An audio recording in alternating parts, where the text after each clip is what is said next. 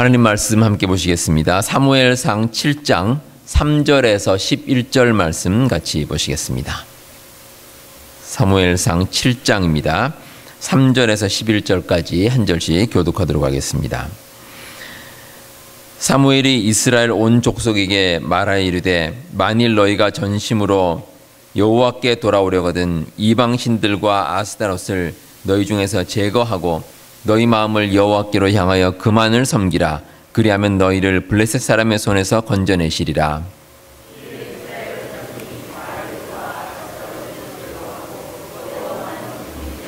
사무엘이 이르되 온 이스라엘은 미스바로 모이라. 내가 너희를 위하여 여호와께 기도하리라 하매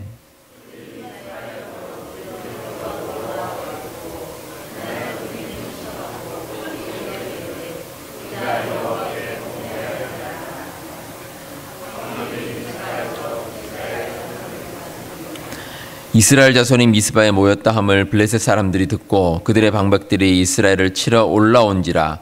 이스라엘 자손들이 듣고 블레셋 사람들을 두려워하여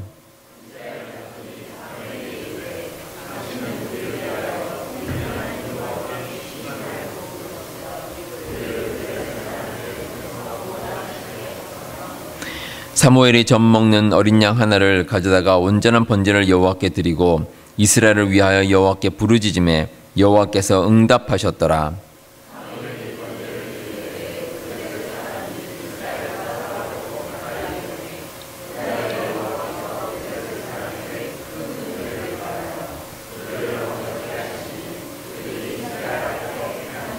함께 보시겠습니다.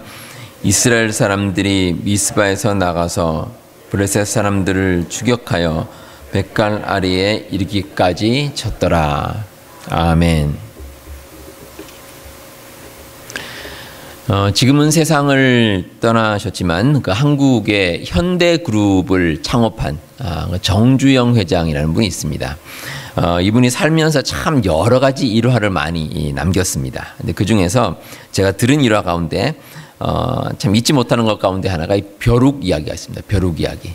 이게 무슨 이야기냐면 여러분 벼룩 아십니까? 예, 벼룩 알죠? 예, 아시죠? 예, 제가 미국에 처음 와서 이 벼룩 때문에 좀 고생을 했습니다. 왜냐하면 처음에 와서 이제 침대가 없어서 그냥 바닥에 뭐 대충 이런 이불 같은 거 하나 깔고 잤습니다. 그런데 벼룩한테 물렸는데 그게 오래 가더라고요. 벼룩이. 예, 엄청나게 가렵고 한 몇 달을 제가 벼룩에 물려서 고생을 한 적이 있습니다. 근데 이 정주영 회장이 살던 시대는 아마 뭐 벼룩이 더 많았겠죠. 그래서 집에서 잠을 자는데 벼룩이 계속 이렇게 무는 겁니다. 그래서 안 되겠다 싶어서 어떻게 하면 될까 하고 생각을 하다가 이 한국에는 밥상 있지 않습니까? 예, 밥상을 이렇게 모아다가 깔아놓고 그 위에 올라가서 잤답니다. 예, 그렇게 이제 올라가서 자는데 그런데 하루 이틀 괜찮았는데 좀 시간이 지나니까 벼룩이 어떻게 알았는지 이 그 밥상 다리를 타고 올라왔는지 어떻게 뛰었는지 다시 물더랍니다. 올라와서. 그래서 이분이 생각하다가 이것도 안 되겠다 싶어가지고 혹시 이제 밥상 다리를 타고 올라오면 그걸 막기 위해서 어떻게 했냐면은 이 그릇에 물을 떠다가 그 밥상 다리를 담궜답니다. 예. 그러면 이제 벼룩이 올라오다가 이제 물에 빠지니까 더 못 올라올 것 같아가지고 그런 식으로 했다고 합니다. 그런데 희한하게도 다시 물렸습니다. 그 어떻게 물렸냐 보니까 이 벼룩이 벽을 타고 올라가가지고 위에서 낙하를 하더랍니다. 뭐 진짜인지 아닌지는 모르겠지만 하여튼 그렇게 이야기를 한 것을 제가 들은 적이 있었습니다. 벼룩을 참 피하기 어려웠다는 거죠. 우리가 세상을 살면서 어려움이 있으면 그 어려움을 해결해 보려고 참 많은 노력을 합니다. 나름대로 인간이 얼마나 많이 노력합니까? 그런데 때로는 우리의 생각보다 더 큰 어려움이 우리를 가로막을 때가 있습니다. 그러니까 쉽게 생각하면 우리가 인간적으로 도저히 감당하기 어렵다고 생각하는 그런 어려움이 우리에게 있습니다. 그런데 세상 사람들과는 달리 그리스도인은 그런 절망적인 상황에서도 길이 있습니다. 하나님의 도우심입니다. 하나님께서 도우시면 됩니다. 세상에서는 방법을 찾을 수가 없지만 하나님께서 도우시면 반드시 해결할 방법이 있는 줄로 믿습니다. 자, 그렇다면 하나님의 도우심을 우리가 어떻게 받을 수가 있겠습니까? 오늘 말씀에는 이 이스라엘과 블레셋과의 전투 장면이 기록되어 있습니다. 이 말씀을 통해서 하나님께서 우리를 도우시는 비결에 대해서 함께 한번 묵상해 보도록 하겠습니다. 오늘 말씀에는 이 블레셋과 대치하고 있는 이스라엘에 대한 모습이 기록이 되어 있습니다. 근데 먼저 사무엘이 이스라엘 백성들을 그 미스바라는 곳에 이제 다 모이라 이렇게 이제 이야기를 합니다. 근데 이 부분에 대해서는 우리가 역사적인 배경을 여러분들이 좀 살펴볼 필요가 있습니다. 이스라엘의 당시에는 이제 왕이 없었습니다. 흔히 이제 사사 시대라고 이야기를 합니다. 왕이 있기 전에 이제 이스라엘의 사사라는 그 지도자들이 이스라엘을 다스렸습니다. 근데 그 중에서 사무엘이 이제 지금은 나이가 있지만 어렸을 때입니다. 사무엘이 어렸을 때, 그러니까 엘리 제사장 때 이스라엘이 가지고 있던 하나님의 그 언약궤가 있습니다. 그 언약궤를 블레셋과 전쟁을 하다가 그만 뺏겨 버렸습니다. 이게 하나님의 언약궤가 참 귀한 것이고 또 하나님의 능력을 상징하는 것인데, 근데 그걸 어처구니 없게도 블레셋과의 전쟁에서 뺏겨 버리고 말았습니다. 그때가 대략 기원전 1075년 정도입니다. 그동안에 한참 동안 이제 블레셋이 소유하고 있다가 나중에 다윗 시대 때 그걸 완전히 이제 되찾습니다. 근데 사실 블레셋이 그 언약궤를 뺏어가긴 했지만, 그런데 그 언약궤로 인해서 블레셋 사람들이 재앙을 당했습니다. 사무엘상 5장에 보시면 이제 블레셋 사람들이 섬기는 그 다곤이라는 우상이 있습니다. 그 다곤 신전에 하나님의 언약궤를 갖다 놨는데 그걸로 인해서 그 다곤 신전의 그 신상이 무너지는 그러한 결과가 있고 말았습니다. 그래서 이제 블레셋 사람들이 도저히 안 되겠다 싶어서 이 하나님의 언약궤를 이 아스돗이라는 곳으로 옮겼습니다. 근데 거기서도 여러 가지 재앙이 생겼습니다. 그것도 안 되겠다 싶어서 이제 가드라는 곳으로 옮겼습니다. 근데 거기서도 또 재앙이 있었습니다. 그냥 도저히 블레셋 사람들이 감당할 수가 없어서 나중에는 결국 기럇 여아림이라는 곳으로 그 언약궤를 옮겼습니다. 근데 이곳이 어떤 곳이냐면 행정상으로는 이스라엘이 다스리는 곳입니다. 그러니까 이스라엘 지역과 그 블레셋 지역의 경계에 있는데 행정상으로는 이스라엘을 다스리는 곳인데, 근데 실질적으로는 블레셋의 지배하에 있는 곳입니다. 그러니까 블레셋 사람들이 꾀를 낸 거죠. 그래서 이걸 이제 거기쯤에 갖다 놓으면은 일단 지켜보는 겁니다. 갖다 놓고 지켜보고 있다가 혹시라도 무슨 일이 있으면 그걸 빌미로 이스라엘을 공격하겠다. 이런 의도로 기럇 여아림 곳에 이제 갖다 놨습니다. 이제 그곳에서 한 20년 동안 머물게 됐습니다. 근데 이 언약궤를 보면서 이스라엘 백성들의 마음이 편하지를 못했습니다. 그러니까 당장이라도 가서 그 언약궤를 다시 찾아오면 좋겠지만, 만약에 그렇게 했다가는 블레셋 사람들이 이스라엘을 침략할 수도 있었습니다. 그래서 이러지도 못하고 저러지도 못하고 그냥 하나님의 언약궤를 바라보면서 어쩔 수 없는 상황에 있게 된, 이게 바로 이스라엘의 모습이었습니다. 자, 지금 상황에서 이스라엘 사람들은 자기 힘으로는 뭔가 할 수 있는 일이 없었습니다. 하나님의 도우심이 절대적으로 필요한 상황입니다. 이런 상황에서 사무엘은 이스라엘 백성들에게 이제 두 가지 제안을 합니다. 그 첫 번째가 우상을 제거하라. 이게 사무엘을 통해서 하나님께서 주신 말씀입니다. 그러니까 하나님의 도우심을 받으려면 우상을 제거해야 한다. 하나님의 뜻이었습니다. 근데 사무엘이 이스라엘 백성들에게 이렇게 제안하는 데는 이유가 있습니다. 지금 하나님의 언약궤가 이스라엘 백성들의 눈앞에 있고 그것을 이제 우리가 이스라엘 백성들이 찾아와야 되는데, 그럼에도 이스라엘 백성들이 우상 숭배를 떠나지를 못했습니다. 참 답답한 상황이죠. 그러니까 하나님께로 돌아가는 우상을 제거해야 되는데, 그런 상황인데도 불구하고 이스라엘 백성들은 우상 숭배를 버리지를 못했다는 겁니다. 오늘 말씀 가운데서 사무엘이 이렇게 말합니다. 3절에서 만일 너희가 전심으로 여호와께 돌아오려거든 이방 신들과 아스다롯을 너희 중에 제거하고 너희 마음을 여호와께로 향하여 그만 섬기라. 이렇게 말씀하고 있습니다. 그러니까 대표적으로 바알과 아스다롯이라는 이 우상을 제거하라. 이렇게 말씀하십니다.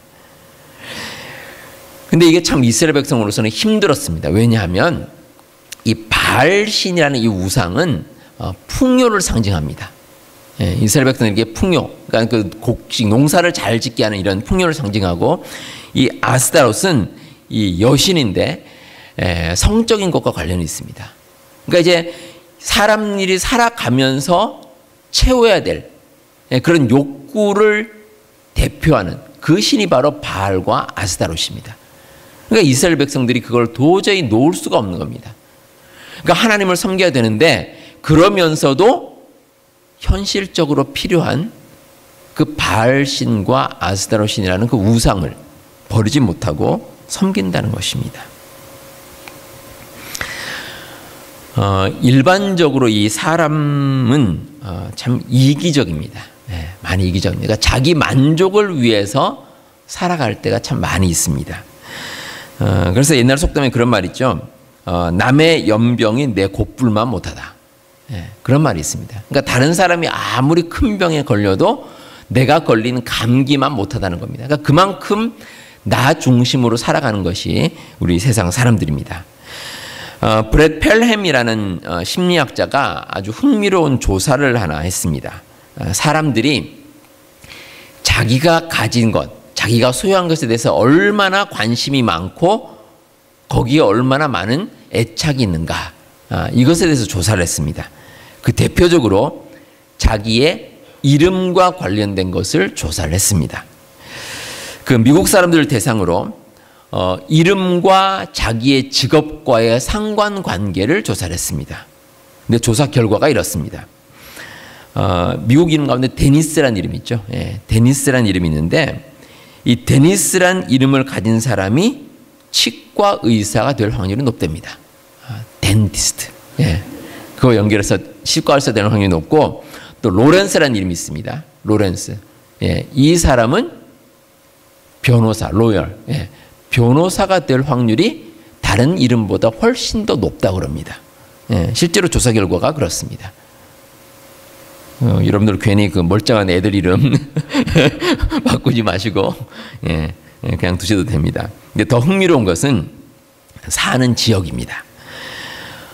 미국 사람들 이름 가운데 루이스란 이름이 있죠. 루이스. 루이스란 이름을 가진 사람이 루이지애나나 세인트 루이스에 사는 확률이 평균보다 더 높답니다. 조사 결과가 그렇습니다. 그러니까 사람들이 자기도 모르는 사이에 자기가 가지고 있는 이름이라든지 여러 가지 소유하고 있는 거라든지 이런 것에 대한 집착이 아주 강하다는 겁니다. 사람들이 그렇습니다. 그런데 이런 인간적인 이기적인 그 욕심을 파고드는 것이 바로 우상입니다. 우상. 이 사람들이 우상을 왜 섬기겠습니까? 자기한테 이익이 있어서 그렇습니다. 뭔가 이익이 있다는 겁니다. 그렇기 때문에 우상을 섬깁니다. 근데 사무엘은 이런 우상들을 제거하라, 이렇게 말씀하고 있습니다. 이제 제거하라는 말은 흔적도 없이 하라, 그런 뜻입니다. 그러니까 이 단어가 열왕기하 18장 4절에 보시면 찍어버리라, 우상을 찍어버리라 이렇게 나오고, 열왕기하 23장 4절에는 불살라버리라, 이런 말로 나옵니다. 그러니까 한마디로 말하면 완전히 없애버리라는 겁니다. 완전히 없애버리라. 그런데 그게 쉽지가 않습니다. 우리가 왜 탐욕을 가지고 이 우상이라는 것을 섬기고 따라가겠습니까? 그 탐욕을 부리는 것이 하나님만으로 만족하지 못하기 때문입니다. 정말 우리가 하나님만 믿고 하나님께서 내 삶을 채워주신다는 그 확신이 있으면 다른 곳에 한눈을 팔지 않습니다. 우리는 하나님만으로 충분합니다. 그래서 우리에게 필요한 것이 나는 하나님만으로 만족합니다, 이 고백입니다. 우리 여러분들 이 신앙 고백을 늘 하면서 살아가시는 우리 성도님들 다 되시기를 바랍니다. 필립 얀시라는 분이 쓴 뜻밖의 장소에서 만난 하나님이라는 제목의 책이 있습니다. 이 책에 이런 이야기가 있습니다. 아프리카 어느 감옥에 수감된 이 파스칼이라는 사람이 있습니다. 이 사람이 그 과학자고 또 원래는 하나님 믿지 않는 사람입니다. 그런데 데모를 하다가 잡혔습니다. 그래서 이제 감옥에 이제 수감되었습니다. 근데 감옥에 갇힌 후에 이 사람이 이제 책을 읽고 싶었는데, 근데 그 감옥에서는 꼭 한 가지 책 한 권만 읽을 수 있게 그렇게 배정을 해서 줬습니다. 근데 파스칼이라는 사람이 수감되었을 때 마침 그때 읽을 수 있는 책이 성경이었습니다. 성경 한 권이었습니다. 그래서 이 파스칼이라는 사람은 매일 그 성경을 읽었습니다. 3개월 동안 계속해서 성경을 읽다가 이제 석방이 되었습니다. 그런데 석방될 즈음에 이 파스칼이 변화되었습니다. 그 하나님 말씀을 통해서 하나님의 사람으로 변화가 된 것입니다. 그래서 석방이 된 후에도 이 파스칼은 한 주일에 2번씩 교도소를 방문을 했습니다. 그리고 수감된 사람들에게 하나님의 말씀을 전하고 성경을 나누어 주었습니다. 이렇게 살아가게 된 이유는 이전과는 달리 하나님의 사람으로 변화가 되었기 때문입니다. 이 파스칼이 이렇게 말했습니다. 수감 생활을 한 사람은 감옥에서 겪은 일들을 깨끗이 잊어버리고 살기 원합니다. 하지만 나는 그럴 수가 없었습니다. 하나님께서 내가 그곳으로 다시 가기를 원하신다고 나는 믿었기 때문입니다. 하나님께서는 내가 그곳으로 다시 가서 그 구역질 나고 비좁은 감방 안에서 내가 발견했던 하나님을 다른 사람에게도 전하기 원하신다는 것을 나는 알게 되었습니다. 그래서 나는 교도소로 다시 찾아갈 수밖에 없었습니다.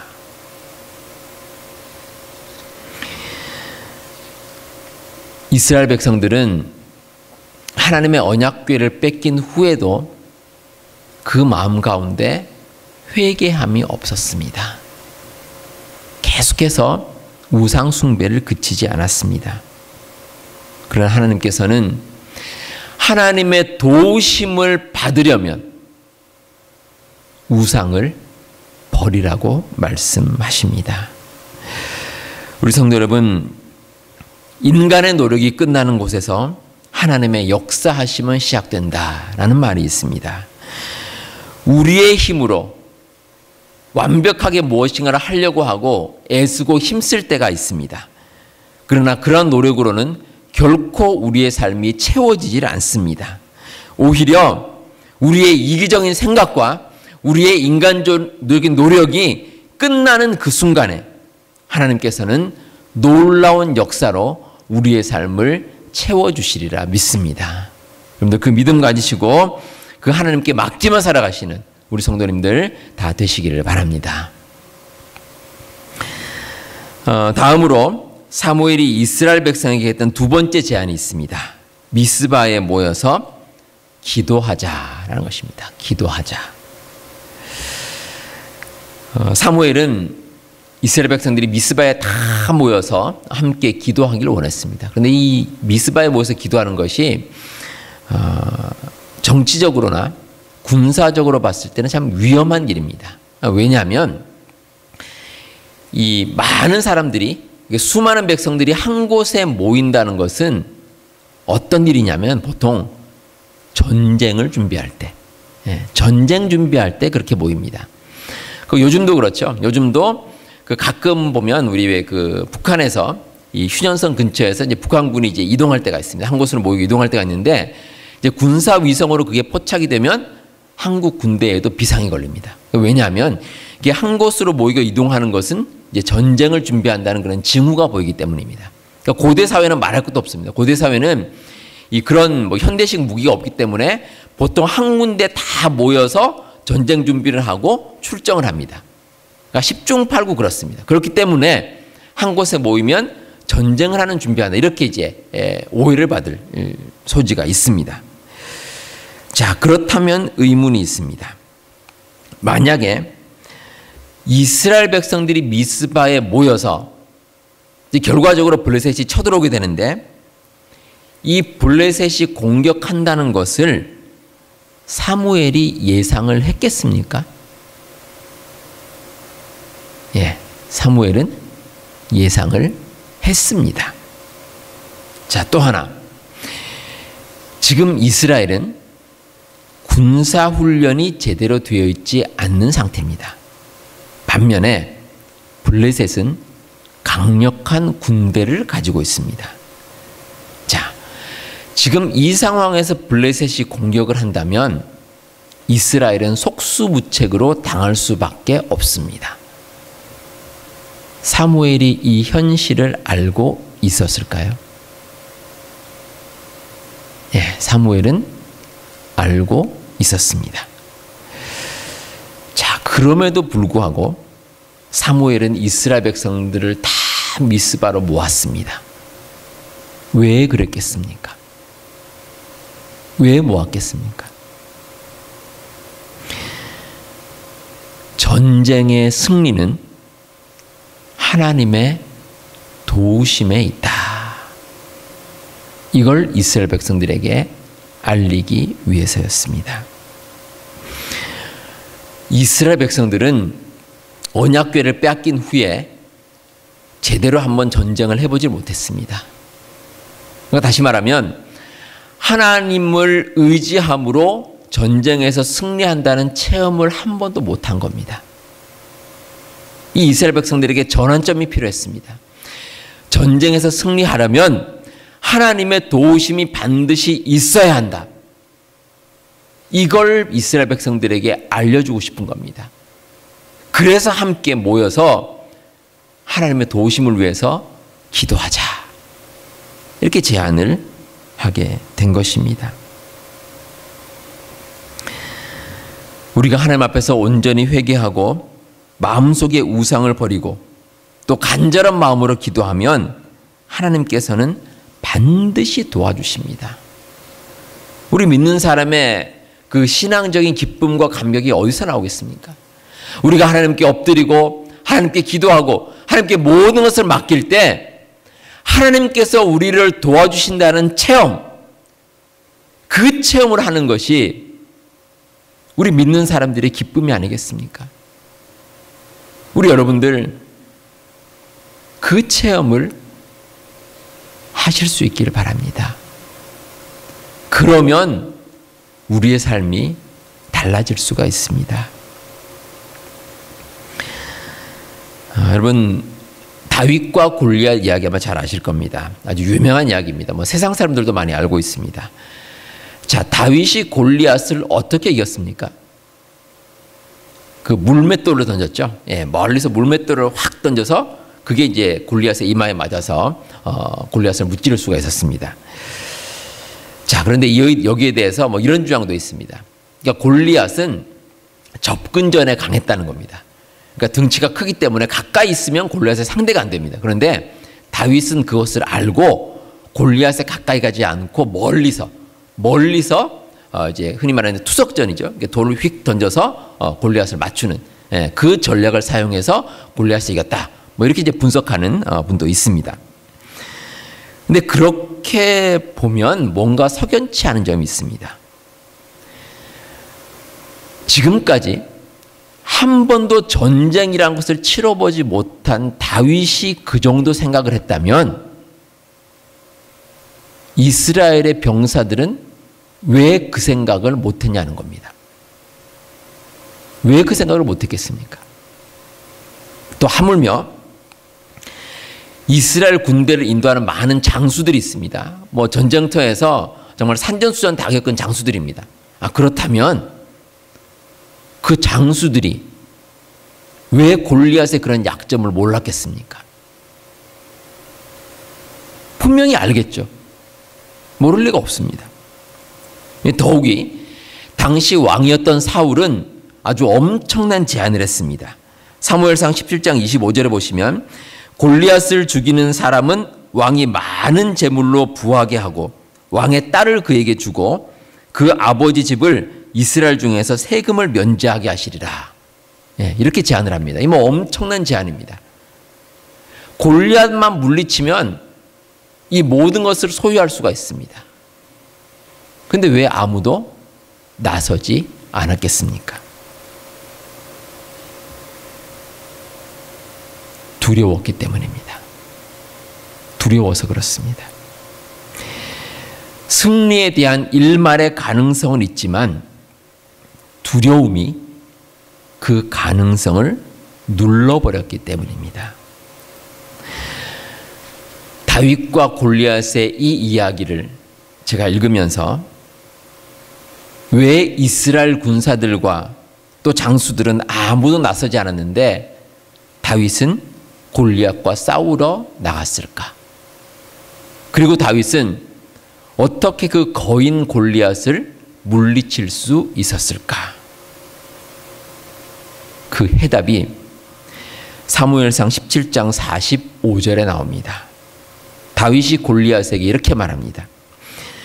너는 칼과 창과 단창으로 내게 나오거니와 나는 만군의 여호와의 이름 곧 네가 모욕하는 이스라엘 군대의 하나님의 이름으로 내게 나아가노라.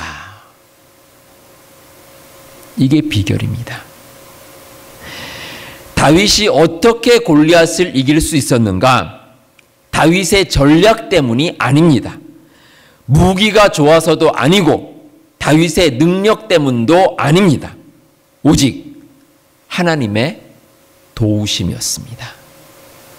하나님을 믿고 나선 그 다윗을 하나님께서 도와주셨다는 것입니다. 그래서 골리앗을 이길 수가 있었습니다. 우리의 삶의 모든 결과는 결국 하나님의 도우심입니다. 하나님께서는 우리의 삶의 일거수일투족을 다 보고 계십니다. 글자 그대로 눈동자처럼 우리를 지키시고 보호하십니다. 그리고 우리에게 도움이 필요할 때 하나님께서는 도움의 손길을 내밀어 주십니다. 우리 사랑하는 성도 여러분, 하나님께서는 여러분들을 도와주십니다. 사랑하시는 하나님의 자녀들을 결코 버리지 않고 반드시 도와주십니다. 우리 여러분들 그 하나님을 믿고 의지하고 살아가시기 바랍니다. 그리고 하나님의 도우심으로 날마다 승리하며 살아가시는 우리 모든 성도님들 다 되시기를 바랍니다. 기도하겠습니다.